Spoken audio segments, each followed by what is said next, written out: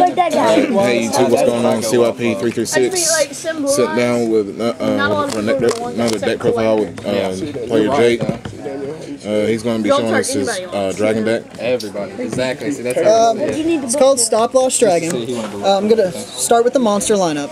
First is Battle Faders, obviously because they're good, and sometimes the way the deck works, it's a little slower than usual, so you're going to have to break it down. It's a free tribute. It stops a huge swarm attack. This deck does swarm, but it swarms slowly sometimes, so that's Battle Fader.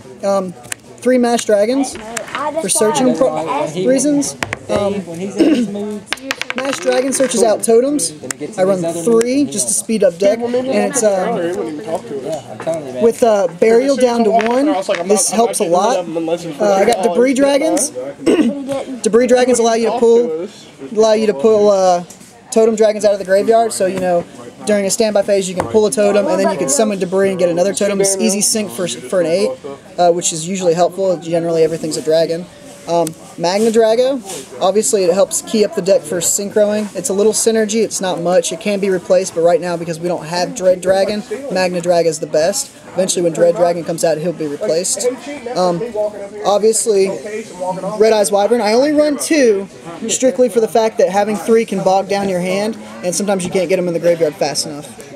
Genesis Dragon is a little hard to get, but he allows the cycle to start. What the main deck's focus is to switch, get Genesis Dragon on the field and basically drop a dragon every turn for Light and Darkness, assuming your opponent kills it every turn. Eventually you're going to cycle Light and Darkness until they die. 1 Prime Material Dragon, strictly because he's protection. A lot of decks like Black Wings with their Icarus attack, this is great.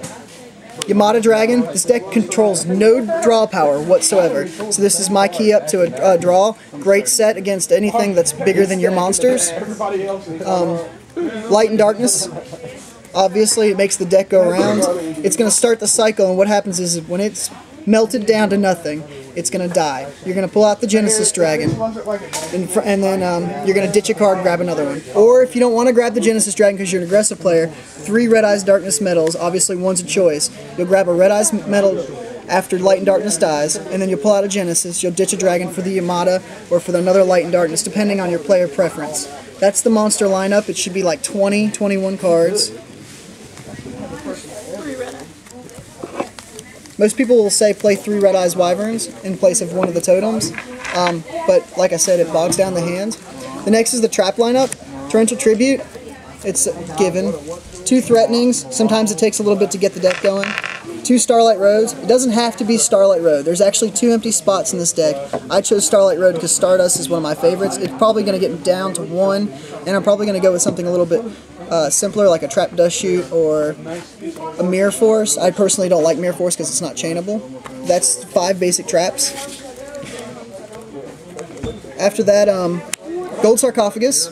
Obviously, it searches out the key card for the deck. It speeds the deck up and guarantees your chances to win is going to be Future Fusion. After Future Fusion, there's the obvious Dragon's Mirror. You run 2 of these, the 5-headed dragons, and they're basically going to let you overpower anything that's way bigger than you. So you do run 1 Dragon's Mirror for that awesome top decking skills that everyone has.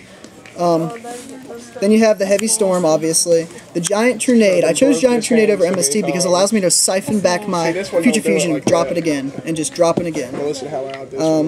Mind Control with 4 tuners total. It's great, and off chance that your opponent's got JD on the field, Stardust Dragon, Red Eyes, whatever, any dragon, you can basically take it and remove it from play and summon out one of your awesome Red Eyes Darkness Metal Dragons.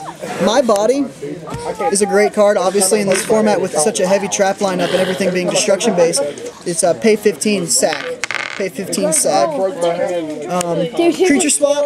I only run 1 Creature Swap, strictly for the fact that with Totem Dragon in a face-up attack mode, you can gain huge advantage by swapping someone's dragon, removing it from play, summon your Red Eyes Darkness Metal. You can grab whatever you need off of something so crappy as a Totem Dragon. Mash Dragon's great, obviously the great Searcher Swap combo. You swap this Searcher, you smack into it, and you get another monster. One burial, it's key for the deck because with Totem Dragon going out of play in Red Eyes Wyvern, it's going to allow you to restack the graveyard. You can do it during the standby and at the end phase, and you can get multiple things. This card saved me many times. Card Destruction is a lifesaver. If you open up with 5 really bad, awesome dragons that are just clogging there and no way to summon it, Card Destruction gets it out and makes it go. And then the last card is Foolish Burial. Puts a Totem Dragon, Red Eyes Wyvern, whatever you need. I wouldn't focus on putting Red Eyes Wyvern, but I'd put Totem Dragon, or, you know, if you needed it at the time, because you're going to put Light and Darkness on the field that turn, you're going to throw Red Eyes Wyvern, Darkness Metal, Genesis Dragon, Yamato, whatever you can pull that you think would be good. And that's basically the deck lineup. The whole point of the deck is basically to pull out Light and Darkness Metal, or Light and Darkness Dragon, excuse me, and let him die. Get the Red Eyes Darkness Metal.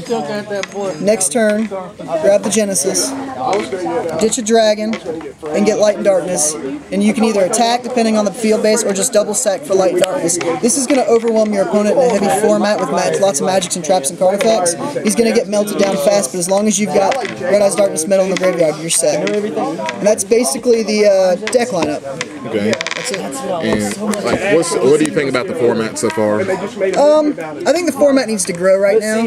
Everything's trap based. I went to regionals and got 3 compulsories, a Mirror Force, and a Dark Bribe. And I'll admit that it sucks, but it was a lesson learned. And it showed me that a lot of people are running trap lineups, so Light and Darkness is the key to stopping all that. And as long as you can stay ahead, Light and Darkness negates the Honest and Loots now, and the Searchers. So if you can get this guy on the field, you're going to win.